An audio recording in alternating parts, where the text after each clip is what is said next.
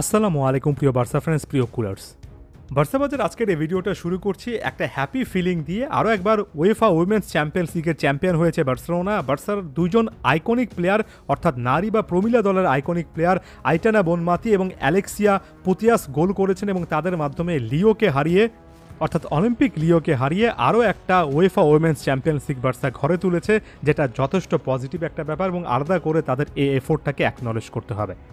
এরপর বার্সার মেন টিমের প্রসঙ্গে চলে আসে এবং এই জায়গা থেকে অনেক কিছু নিয়ে আলোচনা করার সুযোগ আছে। জাভিকে অফিসিয়ালি লাপোর্তা বিদায় জানিয়েছেন এবং বিদায়ী এই অনুষ্ঠানে জাভির প্রতি ভালোবাসা জানিয়েছেন, সম্মান জানিয়েছেন। জাভিও হাসি মুখে বিদায় নিয়েছেন। ভেতরের স্টোরিটা যাই হোক না কেন, আপাতত এটার দিকে আসলে আর তাকানোর সময় নেই। নতুন কোচ এসেছেন, নতুন কোচের অধীনে আরও একবার নতুন সুর বার্সাকে খুঁজতেই হবে।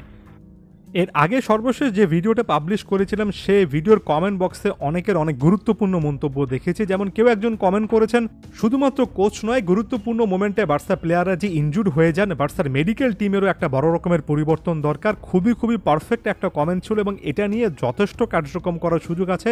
হ্যান্সি ফ্লিক নতুন একটা মেডিকেল টিম নিয়ে আসবেন এবং বার্সার মেডিকেল টিম বার্সা প্লেয়ারদের ফিটনেস নিয়ে আরও বেটার কাজ করবে, এমন একটা আশা কিন্তু এই মুহূর্তে তৈরি হচ্ছে এবং এই জিনিসটা করা উচিত। কারণ ফ্লিক যে স্টাইলের ফুটবল খেলেন সেখানে যে পরিমাণ এনার্জেটিক আসলে পারফরমেন্স দিতে হবে, বার্সার বর্তমান প্লেয়াররা এনার্জি লেভেলে, ওভারঅল স্পিডের লেভেলে সেই লেভেলটা বা সেই মানদণ্ডটা যে স্পর্শ করেন না, এটা নিয়ে একেবারে ঘোরতর বার্সা ফ্যানেরও আসলে আপত্তি করার কোনো জায়গা নেই।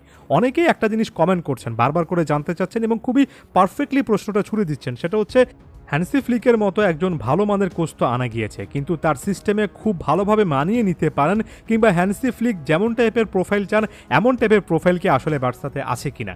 আপনি যদি এক বাক্যে উত্তরটা শুনতে চান, আমার কাছে মনে হয় খুব একটা বেশি নেই। তবে জিনিসটা এতটাও নেগেটিভ না যে হ্যান্সি ফ্লিক কোনোভাবে কাজটা শুরু করতে পারবেন না।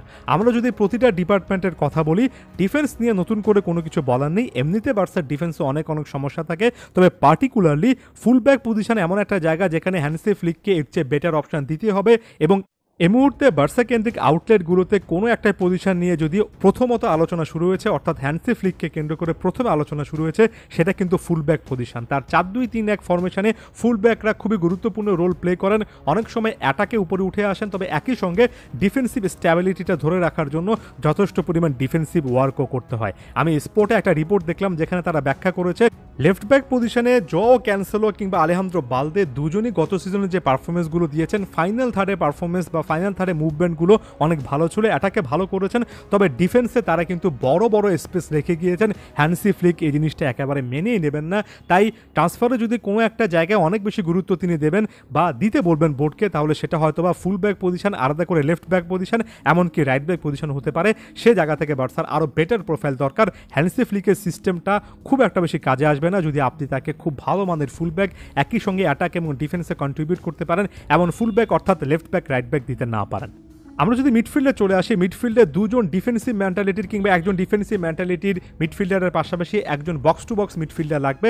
সেক্ষেত্রে ফ্র্যাঙ্কি ডিয়ং 4-2-3-1 ফরমেশনে এমনিতেই ভালো খেলেন। ফ্র্যাঙ্কি ডিয়ংয়ের পাশে ইকে গুন্দোয়ান ভালো একটা অপশন হতে পারেন। মিডফিল্ডে বার্সার কাছে পেড্রির মতো অপশন আছে, বার্সার কাছে গাভির মতো অপশন আছে। তবে এখানে আমি আলাদা করে অবশ্যই বলতে চাই, গাভি যে ইন্টেন্সিটি নিয়ে আসলে ফুটবল খেলেন, যে পরিমাণ তিনি পরিশ্রম করেন, ইনজুরি থেকে তিনি যখন ফিরে আসবেন তখন কিন্তু এই সিস্টেমে তার একটু বেশি গুরুত্ব পাওয়া উচিত। এবং গাভি যে পরিমাণ পরিশ্রম করেন, এটা বাকি সকল মিডফিল্ডার এমনকি ডিফেন্ডারদেরকেও হয়তোবা রেপ্লিকেট করতে হবে, এই জিনিসটা হয়তোবা ফলো করতে হতে পারে। মিডফিল্ডে বার্সার কাছে একটা অপশন এমনিতেই ঘাটতি, এটা 4-3-3 ফরমেশনে ঘাটতি ছিল, একজন প্লে মেকার, একজন সেন্টার অ্যাটাকিং মিডফিল্ডার। এই ঘাটতি নিয়ে বার্সাকে খেলতে হবে।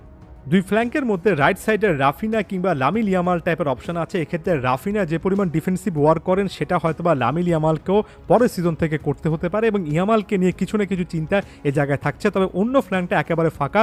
আমার কাছে মনে হয় না যে ওই লোন ডিলটা পার্মানেন্ট করে জোয়া ফেলিক্সকে আসলে বার্সেলোনা ধরে রাখার চেষ্টা করবে। ওই ফ্ল্যাঙ্কটাতে আসলে খেলার মতো প্লেয়ারই নেই বললে চলে। আনসু ফাতিকে ঘিরো সম্ভাবনা দেখছি না। আবার ফেরান তোরেস দুই ফ্ল্যাঙ্কও খেলতে পারেন, তাকে ঘিরো পজিটিভিটি দেখছি না।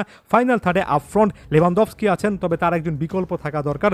ভিটোর রকি আসলেই টিকে থাকতে পারবেন কিনা সেটা এখনও প্রশ্নের মুখে।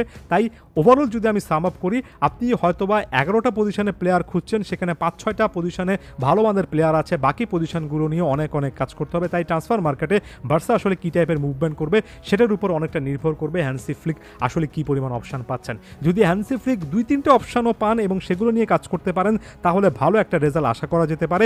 যদি আসলে ট্রান্সফার মার্কেটে বার্সা একেবারে কোনো মুভমেন্ট করতে না পারে, তাহলে হ্যান্সি ফ্লিকের মতো কোচ আসার পরও আমার কাছে মনে হয় না যে বার্সাতে বড় রকমের পরিবর্তন আসছে। আপনি আপনার মতামত জানাবেন। ধন্যবাদ সবাইকে।